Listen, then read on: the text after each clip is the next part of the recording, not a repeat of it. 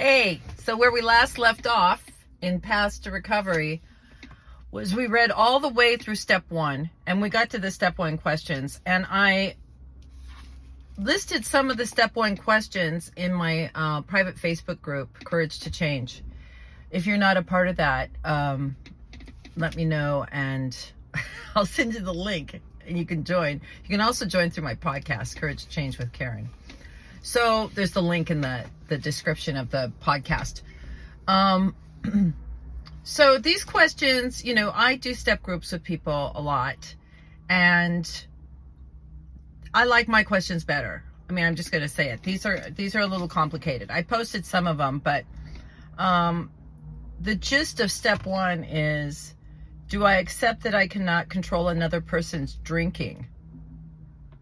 How do you answer that? Yes or no? How about another person's behavior? Do you accept that you cannot control another person's behavior?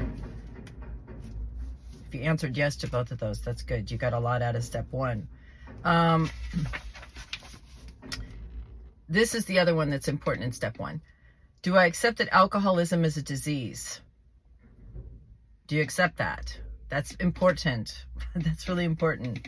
How does that change with how I deal with the alcoholic? Well, it should change the whole ball game, because you're going to be able to distance from them. You're going to be able to separate from them. Instead of thinking, my husband doesn't love me, my wife doesn't love me, you can say, my husband is sick, my wife is sick. Now, it still means, you get to make your own decisions,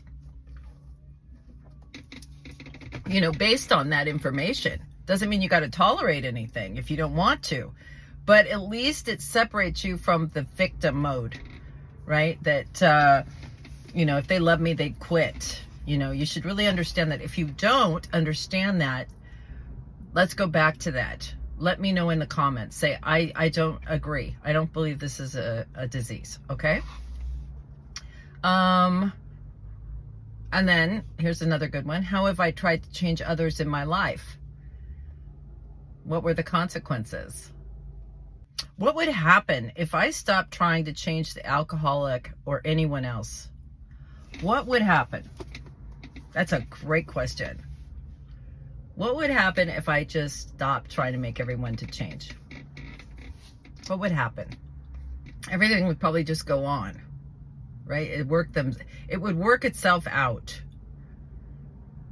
That is a great, if you can get that concept right there. If you weren't here, right?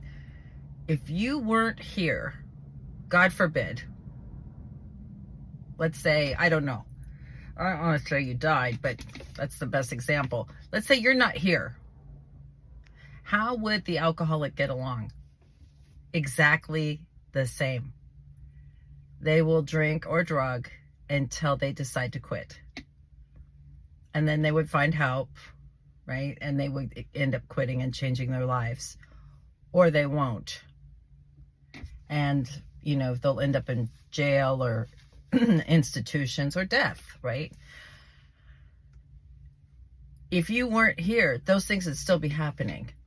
Like, you have no control over what's going to happen. You think you may have control. You think you may know what the person needs to do, but you don't. You may think they shouldn't go to Coachella Fest, right? When they go to Coachella Fest. This is a bad idea. This alcoholic should not go to Coachella Fest. There's only going to be trouble. They're going to get arrested. They're going to get sick. They could, they could die. I mean, they could, it gets hot there. They could pass out and lay there and dehydrated and just die in the sun. And it has happened, right? These things happen.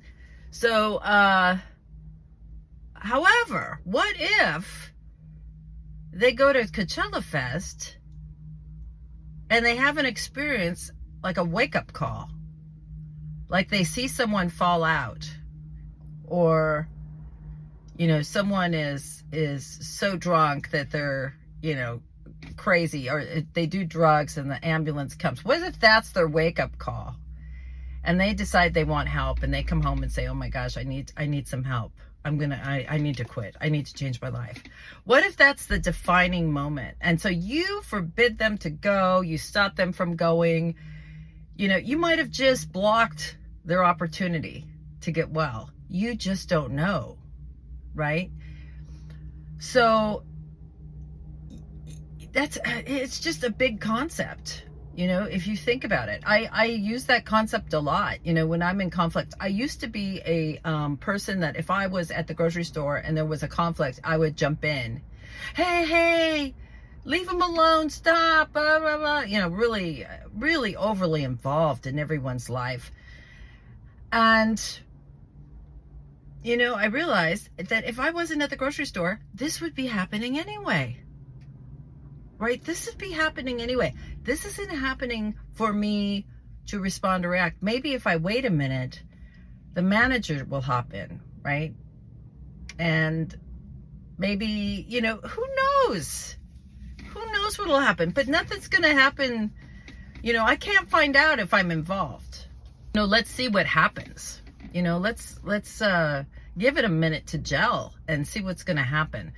Very scary. Very scary. That's for me. There's a feeling of the unknown. I know I'm way off of this, but I really think we should talk about it. It's very similar to, anything in my life. Change causes angst. That's why I really like 12-step groups. I like 12-step groups more than any other kind of group therapy. And that's because there's a format. There's a strict format. So, things are going to go a certain way. You go in, they start the meeting, they do these readings, and then the first person shares. No one talks. No one can respond. You say what you want to say, and then it moves to the next person. And they get to talk, right? And they don't respond to what you said. There's none of that, right? Very strict kind of format that you can expect. I like that. When someone gets out of format, when someone's new and starts talking when someone else is talking, or starts saying, oh my God, I can't believe you did that. Oh my God. I feel so, it just dredges up all this fear. The fear of what's going to happen. And so I've spent my life trying to make sure everything's okay, because I don't know what's going to happen. And it's a terrible feeling to this fear. It's terror. It's terror. And, I don't know where it stems from. I don't really care. But what I do care is I don't do that anymore. And so I have really learned to say, okay, this would be happening if I wasn't here. You know what I mean? This would be happening if I wasn't here. And it has helped me in so many different situations. I was at the bank one time, and I'm one of those people, I show up early. I don't like to wait in line. So to get rid of that kind of issue in my life, I go when places open. I'm one of those people, right? So I show up at the bank before they open so I can be in line and get in and get out. That's just the way I am. And I showed up, and there was someone else in front of me, same person like me. So they got there early. They're in front of me, then me. And it was right after the pandemic. So we're 6 feet apart. And this guy comes up behind me, and he's standing behind me, and he starts talking, why don't you move up? Why don't you move up? What the hell? Right? And you know what I did? I did not turn around and go, listen, MF, blankety blank blank, get the hell out of here. Don't talk to me like that. Who do you think you are? Use the ATM, whatever. I'm not a great reactor. So, that's one of the reasons I show up early. So I just get in and get out and not harm as many people as I can, right? So I'm ready to tell this guy off, and I thought, what if I just stand here? What if I just pretend like I'm not even here? Right? Just stand there. And I did. I just stood there. And the woman in front of me, she kind of turned around and looked at him like, what the fuck? What are you talking about? Shut up. You know, there's 3 of us outside in line. Just be quiet. You're getting in here. I didn't have to say anything. And I just didn't say anything. I didn't even turn around and look at him. I didn't even acknowledge that it was happening. And I went in. She went to a banker. I got first to the teller. I was in, I was out. And I was like, wow. I was like, wow. I didn't have to go crazy. I didn't have to say anything. I didn't have to defend myself. I let that guy have his whatever he was up to. And I just held my own. Right? I wasn't a doormat. I didn't run to the car crying or let him go first. I just held my space. And I'm telling you, it was so empowering for me. Well, I'm kind of tearing up. To just hold your space, you know, and not have to, God, I don't know why I'm getting so emotional. It's a big deal. You know, it was a big deal for me. It was huge growth to stand there and hold my space and stay in line and not say anything. I usually have to go over the top, controlling smart ass comments, funny things. I just come back at people. I got a sharp tongue, right? I'm witty and I zing, you know, and it's control. It really is, you know, and I have worked really hard on this, and well, that's why I'm just sitting here talking about it. I want you to know it's possible, and it takes practice. But if you just consider that the fact that if you're at Walmart and something goes down, you know, and Walmart, it doesn't have anything to do with you. You can just hold your space, let everybody handle it, you know, be safe. Protect yourself, right? Whatever you got to do, just kind of hold your space and watch. You don't have to get in there. That is the same energy that you're going to have with an alcoholic. Okay, so the alcoholic is going to be coming in late, not coming home for days, breaking things, falling down, passing out, blah, blah, blah. You know the story. And you have to be able to hold your space and let them do what they're going to do. Hold your space and just say, am I safe? Am I okay? This would be happening if I wasn't here. All right. So I know I got off the topic there, but that was really important. Here's a good one. How do I feel when life's going smoothly? Do I continually anticipate problems? Do I feel more alive in the midst of crisis? I gotta tell you, that's a true statement right there. Crisis, you know, you get so used to it. You get so used to the drama. The situation in my life, you know, with the situation that I have has been going on for a long time. And at first, I was slinging energy at it, right? I've talked about all the different things I tried.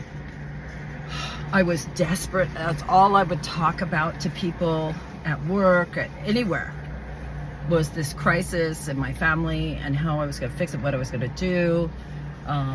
You know, God, it was just crazy. And I did that for several years until I finally, and I was in recovery at the time. But I finally went, I can't do this anymore. I just can't do this anymore. I just couldn't. I just took a year off and I crashed. I just crashed. The amount of energy it takes to be in crisis, whether it's your crisis, someone else's crisis, whatever, it takes this, it's almost like an adrenaline and you get addicted to it. And I went through like a detox period where I was real depressed. I felt like, is this my life? Like, this is boring. This is not, there's no crisis, there's no police, there's no ambulances, there's no, you know, car wrecks. What, you know, this is like, and you would think it'd be the opposite, right? I'd be so grateful, and I'd turn on Netflix and put on my little socks and shoes, you know, my little comfies, and make my little tea and be all happy. And no, I went into like depression, and it took some time. It took some time to enjoy peace of mind, to enjoy the quiet, to enjoy no problems. So that is a big, big thing, you know. And you might find yourself when the alcoholic gets sober, if they get sober and they start getting help, you might be picking fights, you might be looking for things because you need that adrenaline hit, right? It makes me feel alive. You know, if I'm not fixing something or someone, I have no purpose, was the way it was. It's not that way today, but that's a very common thing. So I really want you to look for that in your life, right? How do I feel when I'm alone? It's a good one. Ask yourself that. How do I feel when I'm alone? I love being alone now. How well do I take care of myself? That one's harder for me. Am I attracted to alcoholics and other people that seem to need me to fix them? That's big. See, that's why I do this. I mean, people really think that this is about, you know, the person, the alcoholic and addict. If they would just stop drinking, everything would be fine. What you don't know is it's not about them. Like, you can take them and get them sober and out of the picture, and someone else will show up. And you'll be going, oh my God, this person's exactly the same, right? And then you get this person figured out, or they get mad at you and leave. And another such situation pops. So do you see, you got to change you, right? If you change you, all these people around you will change, right? Some will disappear and new healthy people will come back. So this is important. So step 1 in Paths to Recovery is very good. Those are the key points you need to know. You need to be convinced of those things, that you are powerless over alcohol, whether it's in you, someone else, the crazy guy on the street that's running around talking to trees. You are powerless over alcoholism. In fact, you're just powerless over other people. And until you really get that concept, I mean, you're stuck. Also, very important, remember, this is a disease. This is not a personal affront on you and who you are, right? This isn't that you made a bad choice in your marriage or you were a bad parent. This has nothing to do with that. So right there, relief, right? Separates you from the illness so you can take care of yourself. You can look at yourself, make sure that you're not substituting people, right? So that's step 1. We're gonna start step 2 tomorrow, and I'm gonna talk about, you know, well, I do the steps with people. If you want to do the steps with me, I do have another group coming up. It's a little different this time. You know, if you have an alcoholic addict in your life and they've been in and out of treatment, I'm sure you've wondered, you know, why can't I go to treatment, right? Why can't I go have 30 days off? Why can't I go and, you know, swim and go to the gym and have people cook for me and talk about my feelings, right? Well, you know, I agree. I've thought that since I ran that treatment center. Why is there not more help for the families and friends of the alcoholic addict? And so I am putting on a 6-week workshop, and I consider it to be a outpatient program. Okay, it's an outpatient program. If you are suffering from someone else's alcoholism and addiction, in those 6 weeks, we are going to cover So much. Everything I know about alcoholism, addiction, codependency, communication, boundaries, legal issues, insurances, how to find treatment centers if that's where you're at on your path.